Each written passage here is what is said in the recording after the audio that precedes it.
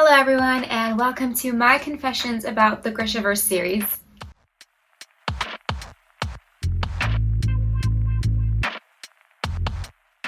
Initially, I never planned on reading the Grishaverse books. I just wasn't attracted to them. I had seen a lot of mixed reviews and I wasn't necessarily interested. But then there was this one person who told me that I apparently look the way they imagined Zoya to look in the books. I have never looked like a book character, so I googled her. I wanted to know if she was a good or bad character, obviously. I don't want to look like a villain. And the more I googled her, the more I looked into her, the more curious I got. And then the comments just started pouring in that I looked like her. So obviously I got more and more curious. And then the Netflix show was coming out and I didn't want to watch it without reading the books. So I pushed through 7 whole books. I read them all. And today I want to tell you my honest opinion on the Grishaverse series and whether or not it's overhyped or it's worth the hype. The Grishaverse series is 7 books for those who don't know. It starts off with the Shadow and Bone trilogy. Next you have the Six of Crows duology. And finally, the King of Scars duology. All of the books take place within the same universe. You kind of have recurrent characters as well as new characters, and the plot kind of expands over maybe like 4 or 5 years. I actually made a video on how you should read this series. I will link it below in case you wanted more information in regards to that. But this isn't a video to summarize the books. It's really to let you guys know my opinion on it. There might be slight spoilers here and there.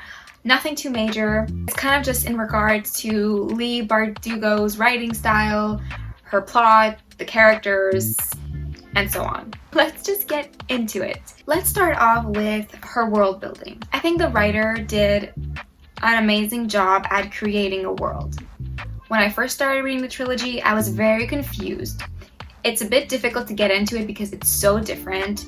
Obviously, it's a whole new world. She uses a sort of fake language. There's a lot of types of Grisha, which are those who have these special abilities. It's definitely a bit difficult to get into, but I think that is normal for any fantasy book, any book that starts off with world building, and eventually you get the hang of it. In terms of world building, in terms of the story, in terms of the special abilities, in terms of just her imagination, 10 on 10, because the amount of effort that must have gone into that, the amount of brainstorming, it is pretty amazing.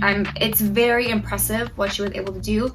And the more you read on, obviously if you read all 7 books, you're really going to feel as if you were a part of this world, which didn't really happen to me since I read ACOTAR. ACOTAR is like the one book where I could like insert myself. Other fantasy books that I've read, I haven't really felt attached to the world. I wouldn't want to live in the Grishaverse universe. I'm still very appealed towards it, and I think the world would maybe rank 2nd after ACOTAR. I'm about to read From Blood and Ash, so we'll see. Now, in terms of writing, her writing isn't difficult to understand. It's very straightforward, very easy. She's good at creating funny moments, emotional moments. She's genuinely very good at conversation, especially in King of Scars. Nikolai's conversations with Zoya are one of my favorites. It's always full of sass, emotion. But the thing is, for me personally, it would get a little bit boring at times. Like I said, the world is so interesting, but my issue is that it is so plot focused. If you're looking for romance or character friendships and all that, it is present. They are overshadowed by the plot. And once again, I am amazed by the plot line she created, amazed by the world she created. I think the thought process that went into each and every one of these books is amazing. It's just that I wish it would focus more on the characters and their friendships, their romances. It's just like plot after plot after plot, and which is great because usually the more plot there is, the less boring it is. But in her case, I feel like it's the opposite. There's so much that I skipped in these books. I could not get into it to the point where I would read every sentence. The only time that happened was during Nikolai and Zoya's chapters in A King of Scars duology. And to be honest, I ended up skipping Nina's chapters the monk's chapter. Like I skipped so many chapters in the King of Scars duology. The only ones I didn't skip were Nikolai and Zoya because I'm obsessed with them. Same thing for Crooked Kingdom and Six of Crows. I absolutely adore those characters. Kaz, Inej, Nina, Matthias, Jesper, Willen. Am I forgetting anyone? I don't think so. I love them so much. They have so much potential. These characters have so much potential. And I think that's just what bugs me. I wish we had more character development rather than plot, because there's just so much description in the plot, so much details that sometimes you're just over it. But she's so good at creating intimate moments without necessarily giving us intimate moments, so my hat's off to her for that. Obviously, her target audience isn't somebody who just wants to read romance, right? And it's like sometimes I would be so excited to read, I wouldn't be able to put it down. And then other times I just like wanted to skip, or I wasn't able to pick the book back up to keep reading. I think this series kind of put me in a reading slump because ever since I started it, I just haven't been reading as much. And even though I finished it like, a month ago or so, I'm still not over the slowness of my reads because it took me forever to finish this series.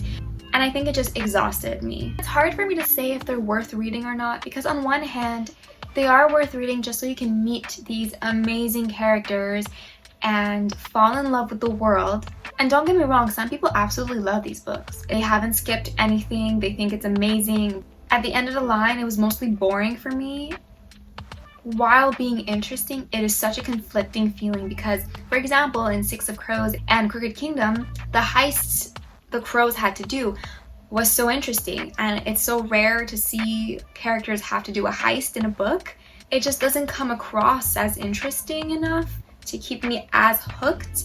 So once again, I think it might just be her writing style. Maybe there's just something lacking there. It doesn't pack a punch. Another complaint I have is that I feel she kills off characters just to make readers sad. So in general, the whole series as a whole, I feel like for me it's probably a 7 on 10, 6.5 on 10. I'm just so conflicted between it being boring but also being very interesting, and I respect Leigh Bardugo's work, I really do. So I would love to know your opinion in the comments. Let me know if you've read them, if you agree with me, if you disagree and you think they're the most perfect books in the world, because we are all entitled to our own opinions. And if you haven't read them, I would give it a shot. I'd try it out, especially if you enjoyed the Netflix show. I think if you watched a Netflix show without reading the books, you might be a little bit confused, and it really helps to read the books because you get so much more detail and there's so many things you'll understand.